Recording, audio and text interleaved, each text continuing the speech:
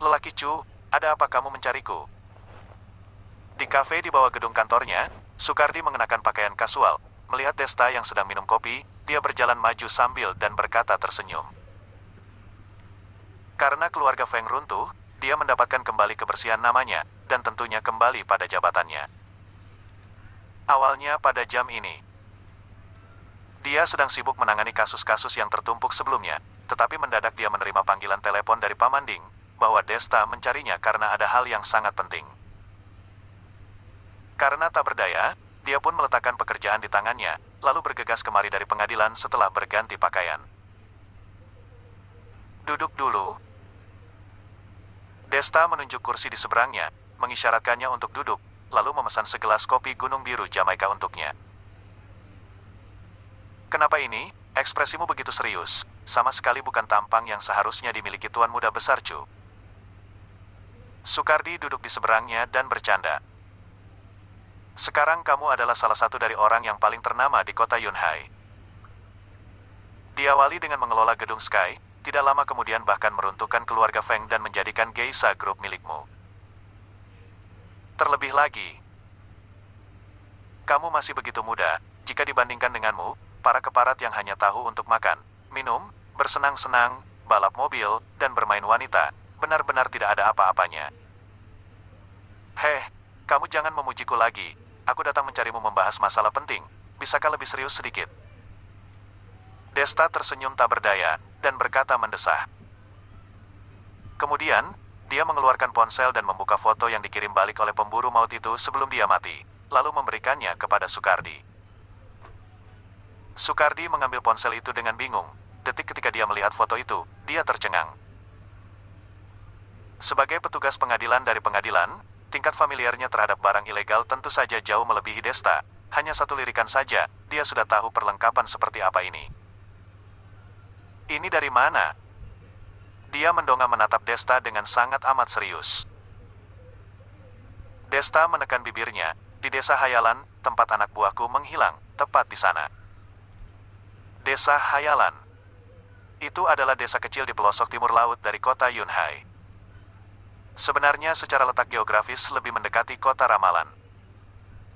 Bahkan orang dari desa itu pun menggunakan dialek kota Ramalan. Sukardi hanya memikirkan sesaat, lalu memberitahukan informasi terkait desa Hayalan dengan rinci. Apakah ada orang yang mengolah barang ilegal di sana? Sukardi ingin memastikan lagi. Jika tidak terjadi hal di luar dugaan, seharusnya iya, Desta berkata dengan suara berat. Aku panggil orang sekarang, pergi menumpaskan tempat itu, ujar Sukardi sambil berdiri mendadak, bahkan tidak sempat meminum kopinya. Aku pergi bersamamu saja, hanya kamu yang membawa orang ke sana, aku tidak begitu tenang. Desta juga ikut berdiri dan bergegas berkata. Sukardi tertegun, lalu teringat akan kemampuan Desta, dia pun langsung menyetujuinya. Dengan adanya Desta bersama mereka, peluang keberhasilan misi ini semakin tinggi. Sejujurnya, jika bukan karena kamu adalah tuan muda dari gedung Sky, aku pun ingin menarikmu ke dalam pengadilan. Kemampuanmu begitu tinggi, juga begitu membenci kejahatan. Kami pengadilan sangat membutuhkan pria muda yang berdarah panas sepertimu. Di perjalanan keluar dari kafe, Sukardi menggaruk pantatnya, lalu merangkul pundak Desta dan berkata. Desta mendorongnya dengan jijik dan menarik sudut bibirnya. Sudahlah, kamu bisa datang mencariku jika memerlukan bantuan, menyuruhku menjadi aparat penegak hukum, rasanya sangat tidak nyaman. Sambil berbincang santai, mereka melesat ke pengadilan untuk melakukan persiapan. Di tengah perjalanan, Sukardi sudah membagikan foto itu kepada rekan kerjanya di pengadilan, dan melakukan persiapan terlebih dahulu. Ketika mereka tiba di pengadilan, sudah ada belasan aparat penegak hukum yang sudah siap untuk bertugas, hanya menunggu perintah penangkapan dari atas saja. 20 menit kemudian, perintah penangkapan berhasil dikeluarkan. Hanya saja Sukardi tidak menyangka bahwa selain perintah penangkapan, masih ada perintah lainnya dari daerah provinsi, yaitu menyuruh mereka untuk menunggu 20 menit lagi. Katanya ada 2 orang aparat pasukan khusus yang diutus oleh atasan untuk mengikuti gerakan kali ini, untuk menjamin peluang keberhasilan misi. Meskipun dalam hati Sukardi tidak terlalu berkenan, tetapi dia juga tidak bisa membangkang perintah dari atasan, maka dia pun meminta semuanya untuk menunggu 20 menit lagi. Tenang saja, begitu banyak mesin-mesin di sana, meskipun mereka ingin memindahkannya, juga tidak begitu mudah, Desta berkata menenangkannya karena tahu apa yang Sukardi khawatirkan. Iya, semoga seperti itu, takutnya mereka mengorbankan prajurit demi pemimpinnya, bahkan membuang alat-alat itu dan langsung kabur, Sukardi berkata prihatin sambil mengernyit. Di saat ini, ada sinar yang terlintas dalam mata Desta, dan dia berkata, tenang, bisa kabur sekarang, juga tidak akan bisa kabur di lain hari. Karena aku sudah menemukan jejak mereka, dia pun tidak akan bisa melepaskan diri dengan begitu mudah.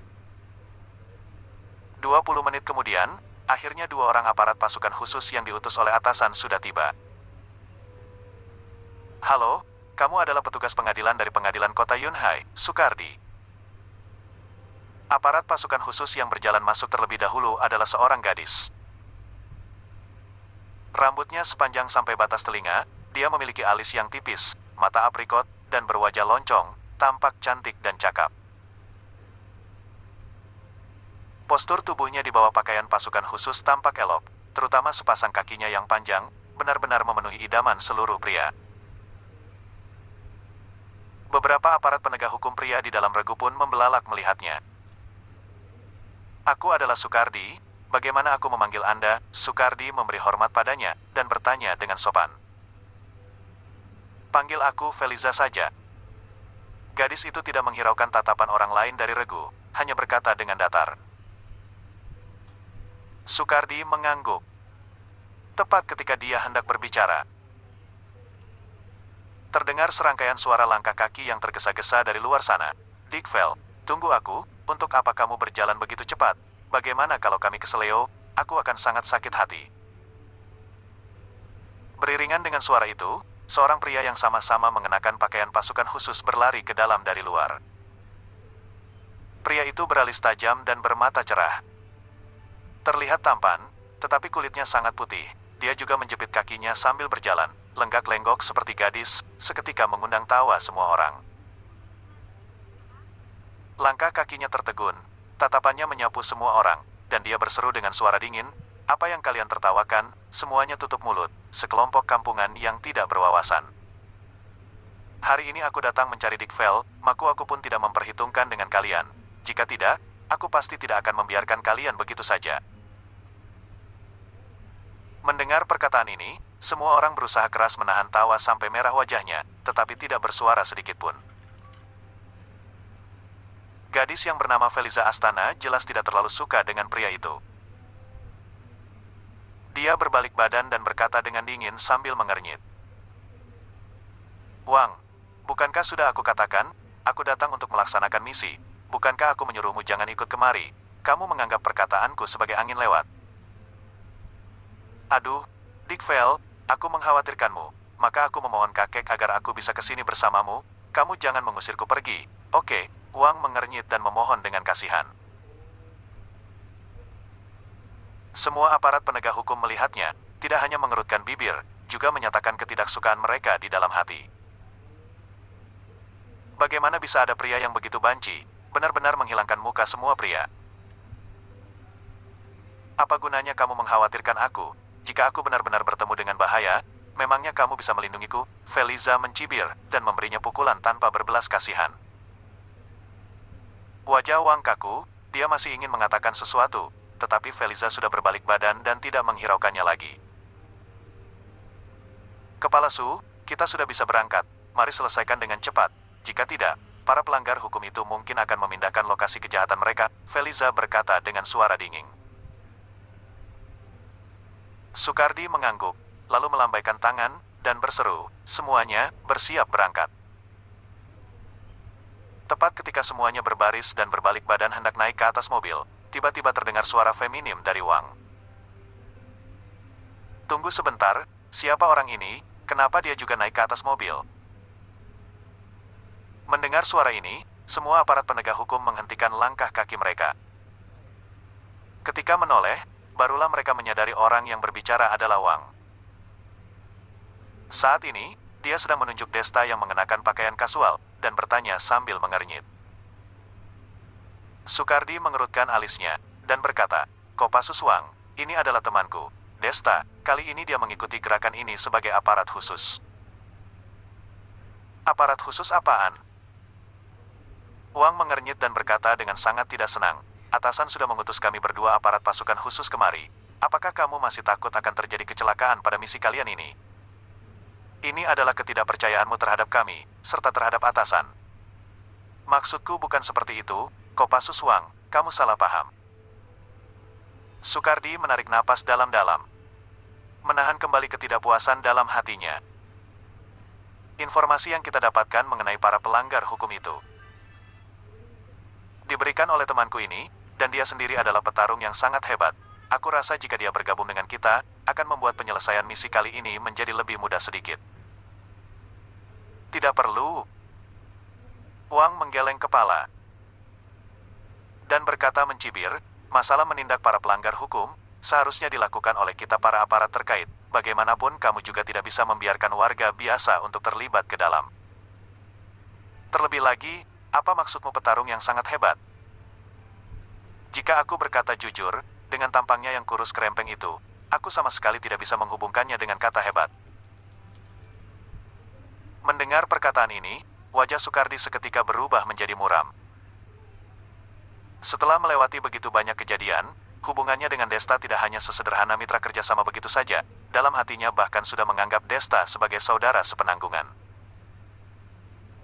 Sekarang Desta disindir oleh orang seperti itu, dalam hatinya sudah sangat gusar. Tepat ketika dia hendak berdebat dengan Wang, tiba-tiba Desta meletakkan tangan di atas pundak Sukardi dan menghentikannya. Pak Su, yang dia katakan juga tidak ada salahnya. Aku hanyalah orang biasa saja, tidak terlalu cocok untuk bergabung dengan gerakan seperti ini. Kalian pergi saja. Desta menatap Wang dan Feliza, lalu berkata dengan senyum kecil. Kemudian, dia berbalik badan berjalan keluar dari pengadilan, tanpa sepatah kata pun. Sucardi baru saja kembali menduduki posisinya tidak berapa lama. Lebih baik untuk tidak berkonflik dengan orang lain, kalau tidak, mudah menjadi bahan omongan orang, dan tidak menguntungkan bagi perkembangannya ke depan. Namun, meskipun Desta pergi, dia hanya setuju untuk tidak bergerak bersama dengan personel dari pengadilan. Tetapi tidak mengatakan bahwa dia tidak akan pergi ke sana sendiri, lagi pula dia pun tahu dengan lokasi desa Hayalan, menggunakan navigasi di ponsel saja sudah cukup. Duduk di dalam mobil, Desta melihat 7 atau 8 kendaraan melesat pergi dari pengadilan. Dia juga menyalakan mobilnya, dan menyetir ke arah desa Hayalan berdasarkan rute dari navigasi. Tempat ini memiliki jarak tempuh 2 jam dengan daerah kota. Kalaupun melaju dengan kecepatan penuh juga membutuhkan waktu 1,5 jam untuk sampai ke sana, sehingga waktu Desta sangat cukup. Dia mengikuti di belakang kendaraan pengadilan dengan jarak yang tidak jauh dan tidak dekat. Tidak akan diketahui oleh mereka, juga tidak akan kehilangan jejak mereka. Tentu saja di sepanjang perjalanan ini, Desta juga tidak bersantai, melainkan berkomunikasi dengan Pamanding, menanyakan masalah terkait dengan desa Hayalan. Ini bukan berarti bahwa Pamanding familiar dengan desa Hayalan. Melainkan setiap kali pemburu maut dari keluarga Chu pergi ke suatu tempat yang asing. Hal pertama yang dilakukan adalah merekam dan mengamati keadaan setempat, dan memasukkannya ke dalam kumpulan data. Hal ini memudahkan para pemburu maut, memungkinkan mereka untuk lebih mudah dan lancar dalam menjalankan aksi mereka. Meskipun pemburu maut itu sudah gugur, tetapi dia mengirimkan kembali foto itu dan seluruh data yang berkaitan dengan desa Hayalan. Hanya saja waktu itu Desta hanya melihat foto itu, dia belum sempat melihat data terkait desa Hayalan. Tuan Muda kedua. Lokasi geografis desa Hayalan berada di kedalaman gunung. Sangat tidak mudah dalam hal transportasi. Ini juga mengakibatkan komunikasi antara warga desa dan dunia luar sangat sedikit. Bisa dikatakan sebagai terisolasi dengan dunia luar, terdengar suara Pamanding yang pelan dari ujung telepon sebelah sana. Mendengar perkataannya, Desta seketika memahami makna lain dari perkataan Pamanding. Desa Hayalan terisolasi dengan dunia luar. Maka orang di dalamnya pasti tidak mudah untuk diajak berinteraksi. Biasanya tempat yang semakin menjauh dari kefanaan dunia, orang di dalamnya akan semakin menolak orang luar. Ini adalah keadaan psikologis yang normal. Tidak tahu bagaimana Bisen menemukan tempat seperti ini, dan diam-diam membangun pabrik pengolahan barang ilegal. 1 jam kemudian, mobil sudah memasuki jalanan gunung yang sangat tidak datar. Untungnya tidak peduli pengadilan atau Desta sendiri pun sudah memiliki persiapan. Mobil yang mereka gunakan memiliki kemampuan off-road yang kuat, sama sekali tidak akan pusing dengan masalah sekecil ini. Setelah menyetir lagi hampir selama setengah jam, akhirnya Desta melihat asap perapian, artinya sudah hampir tiba. Benar saja, kendaraan dari pengadilan di depan sudah berhenti semuanya. Semua aparat penegak hukum yang penuh dengan perlengkapan mulai turun dari mobil dan bersiap. Berjarak sekitar ratusan meter dari mereka, Desta juga berganti pakaian bertempur yang ketat, dan mengenakan kain penutup di wajahnya. Bukannya dia takut wajahnya dikenali orang, melainkan tidak ingin orang yang bernama Wang itu berkesempatan untuk mencari masalah. Melihat saja sudah tahu orang itu adalah pencari masalah, dia tidak ingin mencari masalah, tidak bisakah dia bersembunyi dari masalah? Semua rekan, periksa lagi perlengkapan kalian, kita akan segera berangkat. Tepat ketika para aparat penegak hukum sedang memeriksakan perlengkapan, tiba-tiba Wang berjalan ke depan semua orang, melambaikan tangan dan mulai berpidato. Di bawah bimbingan atasan yang bijak, semuanya pasti akan berjalan lancar dan membawa pulang kemenangan. Semuanya pasti harus berterima kasih kepada atasan, berterima kasih atas bantuan dan binaan dari organisasi. Intinya, semua omong kosong yang tidak berhubungan dengan gerakan kali ini, dia sudah mengatakan semuanya. Pada akhirnya, bahkan aparat pasukan khusus yang bernama Feliza pun tidak sanggup mendengarnya. Dia langsung memotong, "Wang, kamu ada selesainya atau tidak? Kamu masih ingin beraksi atau tidak?" Wajah Wang kaku, dan dia berkata sambil tersenyum kering, "Beraksi, beraksi, tentu saja harus beraksi." Semuanya bersiap untuk meluncur. Mendengar perkataan ini, para aparat penegak hukum tidak bergerak. Karena komandan dari gerakan kali ini adalah Sukardi, Wang dan Feliza adalah bala bantuan yang diutus dari atasan, tetapi mereka bergabung dengan identitas sebagai tentara, bukan sebagai komandan. Tindakan tamu yang merebut kuasa tuan rumah seperti Wang ini, sudah membuat semua orang merasa tidak puas. Bagaimana mungkin akan mendengar perintahnya? Tatapan mata Wang menjadi dingin, tepat ketika dia hendak memarahi semua orang. Sukardi maju selangkah ke depan, dan berseru dengan suara dingin, "Semuanya ada, bersiap beraksi." Dengan satu perintah, semua aparat penegak hukum bergegas bangkit dari tanah, berbaris dan berhitung. Serangkaian gerakan diselesaikan dalam hitungan detik, efektivitasnya sangat tinggi.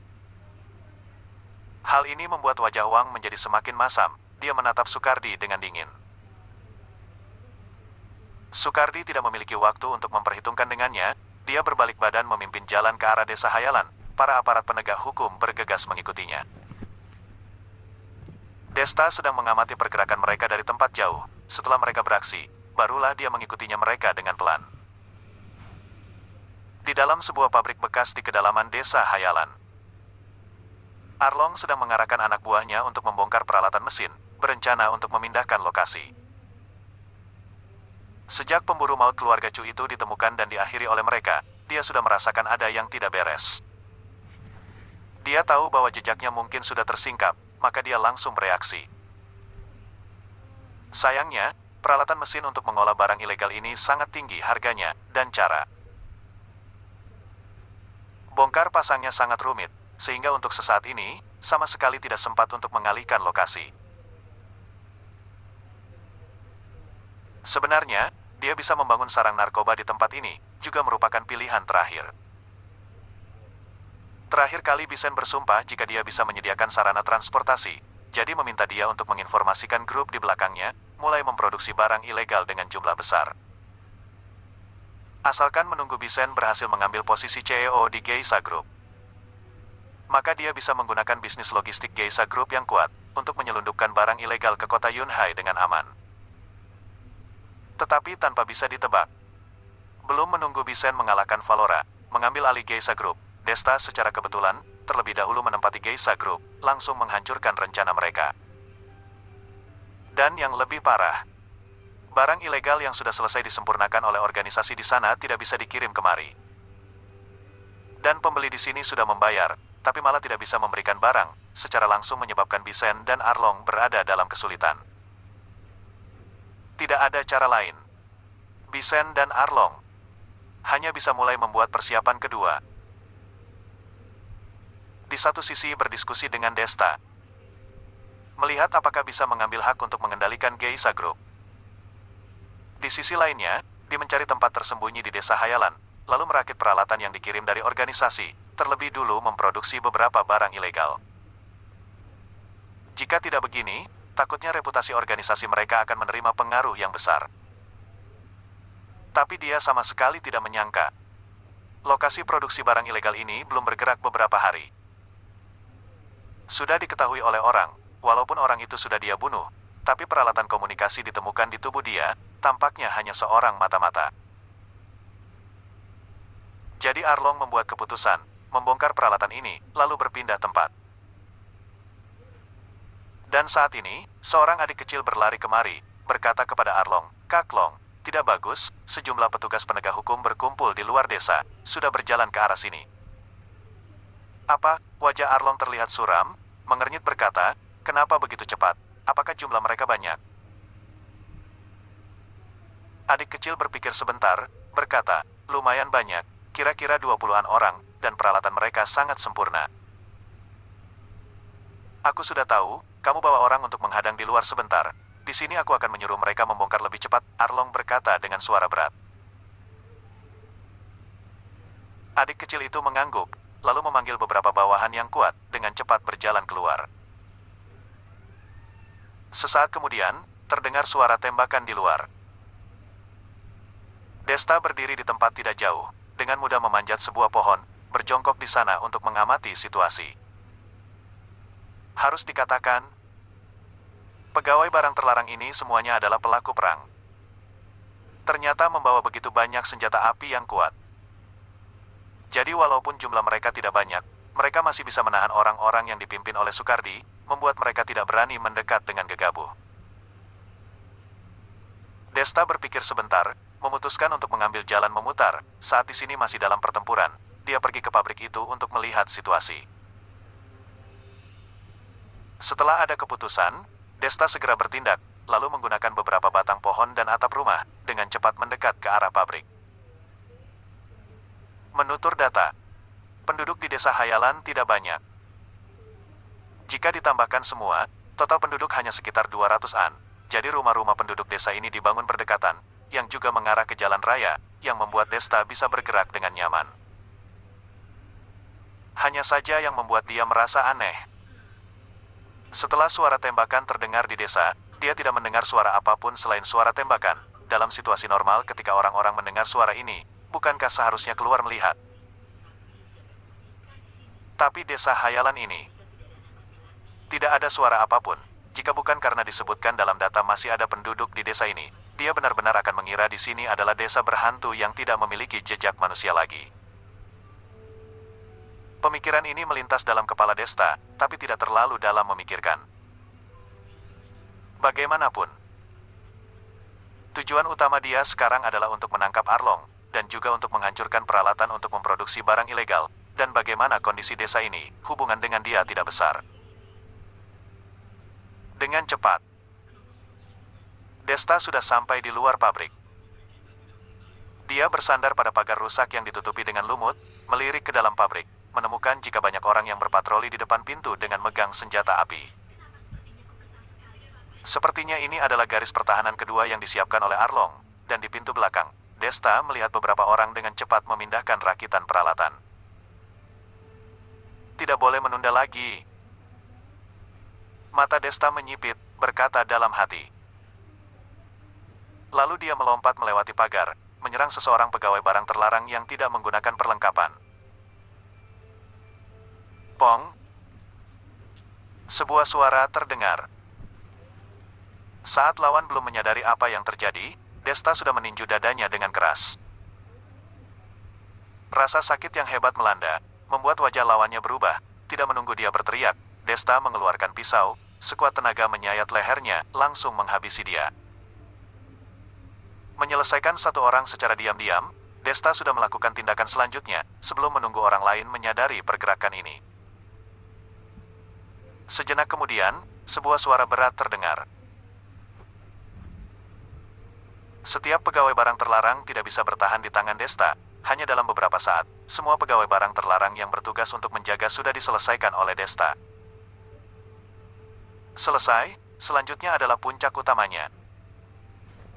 Desta menyipitkan mata, bergegas masuk ke dalam pabrik.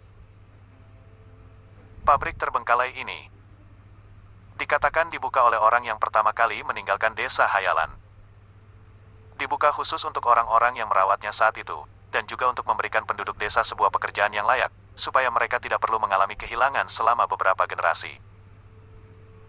Namun penduduk desa ini memiliki kontak sedikit dengan dunia luar, sama sekali tidak terbiasa bekerja di pabrik seperti ini. Mereka masih menyukai bekerja di sawah, menjalani kehidupan sederhana. Maka orang itu tidak memiliki cara lain lagi, akhirnya menutup pabrik ini, hanya meninggalkan gedung pabrik di sini, tidak menyangka sekarang sudah menjadi sarang narkoba. Setelah Desta masuk ke dalam, langsung mencium aroma yang menusuk hidung di udara. Tidak perlu dikatakan lagi, ini pasti sisa produksi barang-barang ilegal itu. Tidak tahu apakah berbahaya untuk tubuh manusia, hanya bisa bergerak dengan cepat. Saat Desta bersiap untuk melanjutkan masuk ke dalam lagi, sebuah bayangan tiba-tiba muncul dari sudut ruangan, menghadang di depan dia. Wah, ternyata sudah masuk seekor tikus, orang-orang di luar sana benar-benar tidak berguna. Mendengar suara tawa menghina itu, Desta menghentikan langkahnya, menoleh melihat ke arah suara. Pria muda yang memakai jaket kulit, postur tubuhnya kokoh, kuat, sekali lihat sudah tahu jika dia adalah orang terlatih. Sudut bibir Desta berkedut sedikit, berkata dingin, "Kenapa? Apakah sulit untuk mengakui kehebatan seseorang?" Menyelesaikan penjaga-penjaga itu adalah kehebatanku, bukan karena mereka tidak berguna. Kamu mengatakan mereka seperti itu, sangat tidak adil untukku. Adil? Apakah kamu sedang membuat lelucon? Dia mendengus tersenyum. Menatap Desta dengan pandangan orang bodoh. Jika kamu memang mampu, selesaikan aku. Jika tidak, kamu dan beberapa orang di luar sana tidak berbeda jauh, hanyalah sampah. Sambil berkata, dia sudah menyiapkan pose, bersiap untuk menyerang Desta. Desta menghela nafas, berkata, "Karena begitu, maka aku hanya bisa menerima permintaanmu."